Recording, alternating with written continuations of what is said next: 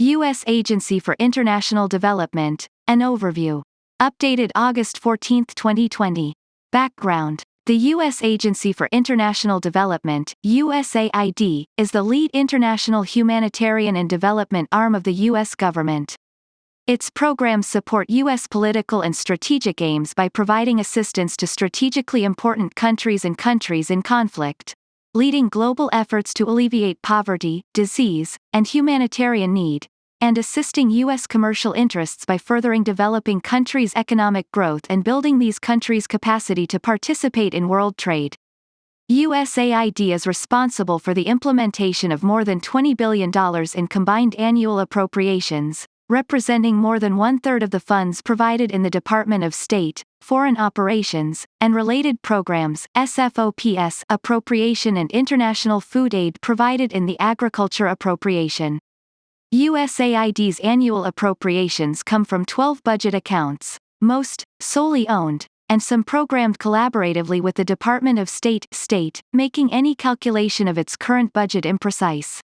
For more on SFOPS, see CRS Report R46367, Department of State, Foreign Operations, and related programs, Fiscal Year 2021 Budget and Appropriations. On behalf of the American people, we promote and demonstrate democratic values abroad, and advance a free, peaceful, and prosperous world. In support of America's foreign policy, the U.S. Agency for International Development leads the U.S. government's international development and disaster assistance through partnerships and investments that save lives, reduce poverty, strengthen democratic governance, and help people emerge from humanitarian crises and progress beyond assistance. USAID Mission Statement 2019. USAID maintains more than 60 country and regional missions that design and manage a range of projects, most intended to meet specific development objectives as outlined in a country development cooperation strategy.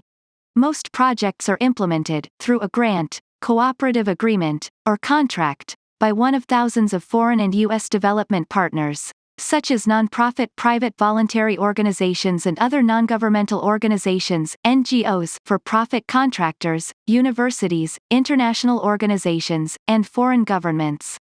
In fiscal year 2019, the most recent year for which detailed estimates are available, USAID provided assistance to more than 120 countries.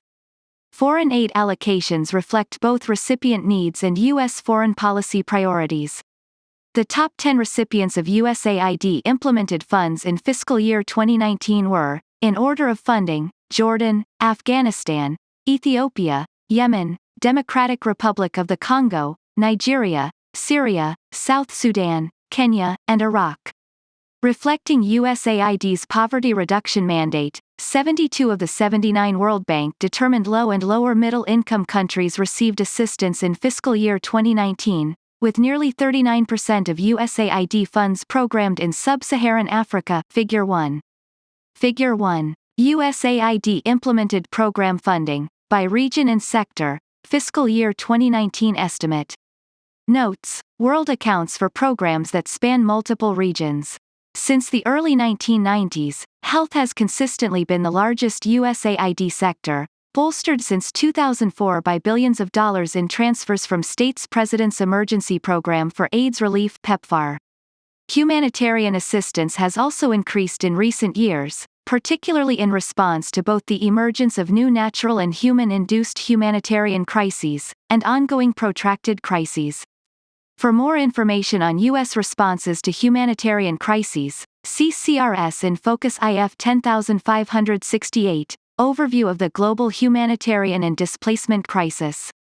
USAID under the Trump administration. Under former USAID Administrator Mark Green, who served from August 2017 to April 2020, after which John Barsa was appointed acting administrator, and in response to administration directives aimed at making federal agencies more efficient, effective, and accountable, USAID began a series of internal reforms, branded as USAID Transformation. Reforms target 3 areas: process and programs, organizational structure, and workforce management, and many build on past efforts, including those of the Obama and George W. Bush administrations. Underlying the proposed transformation is the journey to self-reliance, the ultimate goal of which is ending the need for foreign assistance by building country capacity to plan, finance, and implement solutions to address development challenges without foreign assistance. While most transformation reforms are not contingent on congressional approval, Congress has shaped the reform's implementation through other oversight functions and funding requirements and restrictions. For more information on transformation, see CRS Report R45779, Transformation at the U.S. Agency for International Development, USAID. Issues for Congress. USAID faces numerous challenges in the process of fulfilling its mission, in part due to how the institution has had to adapt to changes in U.S. foreign aid priorities over time.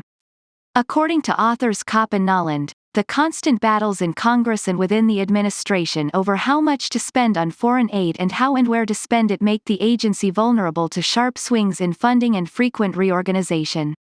The challenges that observers have noted in Congress may track include the following: budget. Each year, the Trump administration has proposed cuts of more than 20% to the agency's annual budget. As Congress has repeatedly not accepted the proposed budget cuts, the disparity between what is requested and what is appropriated has posed a challenge to USAID's planning and program implementation.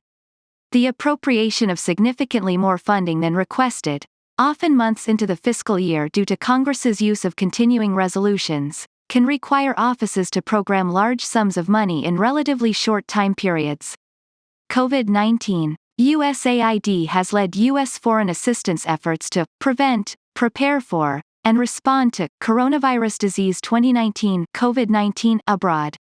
Focus areas include health assistance in coordination with the U.S. Centers for Disease Control and Prevention, humanitarian aid, and economic development. Congress provided supplemental funding for USAID's work and monitors implementation through oversight mechanisms. For more, see CRS in Focus IF 11496, COVID-19 and Foreign Assistance, Issues for Congress, and CRS in Focus IF 11606, COVID-19 and Foreign Assistance, Congressional Oversight Framework and Current Activities. USAID and the State Department. The administration's transformation effort renewed a long-standing debate about the USAID-state relationship. In crafting the reform agenda, USAID solicited input from stakeholders, which led to multiple reform proposals. These include making USAID the coordinator of all government humanitarian and development assistance, absorbing USAID into state, and creating an entirely new aid agency, among others. As of now, no firm plans exist to drastically modify the institutional relationship, but the debate may continue. USAID was never established in statute. Its status in relation to state has been largely shaped by executive order and could feasibly change without congressional action. Sustainability and effectiveness. Congress remains interested in how USAID ensures that project efforts are maintained by local governments and organizations after U.S. support ends. USAID's journey to self-reliance, country development plans, and new financing efforts including greater private sector engagement, are meant to address this challenge. Further, in this administration and the last, USAID has increased its project monitoring, evaluation, and learning (MEL) requirements for both staff and implementing partners to measure project progress. USAID indicates that its MEL agenda is an iterative process, evolving to incorporate best practices. Human resources. USAID staff are hired and managed under more than 20 mechanisms. These include direct hire staff, for example, civil and foreign service, and non-direct hire staff, for example, personal services contractors and institutional support contractors. USAID has stated that this structure does not give enough flexibility to meet the agency's evolving needs. Further, some experts are concerned that the agency's increasing reliance on non-direct hire positions has led to a lack of institutional knowledge and higher staff turnover. The USAID Office of Inspector General also found in 2019 that staff responsible for award and contract management often felt overworked, without the time to conduct adequate program oversight. USAID maintains that it is factoring these issues, among others, into its workforce development plan. Congress provides input into USAID workforce issues in annual appropriations legislation. Employee diversity. In June 2020, the Government Accountability Office (GAO) found that USAID was not fully successful in its efforts to increase the agency's workforce diversity from 200 to 2018. Further, GAO found that promotion outcomes at USAID were generally lower for racial and ethnic minorities than for whites in early to mid-career. USAID outlined a number of steps it would take to address these findings, including revising its operational policy, updating the agency's strategic plan for diversity and inclusion, and analyzing workforce data to inform future diversity and inclusion work. Congress has signaled its support for USAID's diversity efforts through annual appropriations legislation, among other avenues. Program flexibility. Congressional funding mandates, specifying amounts for health, biodiversity, and other sectors, account for as much as 2/3 of USAID's annual program budget. These, plus any presidential initiatives, may limit USAID missions' capacity to advance the objectives of their country development cooperation strategies. Some critics believe that legislative conditions further stymie flexibility and cost efficiency. Security. Security concerns in non-permissive environments raise obstacles to successful project implementation.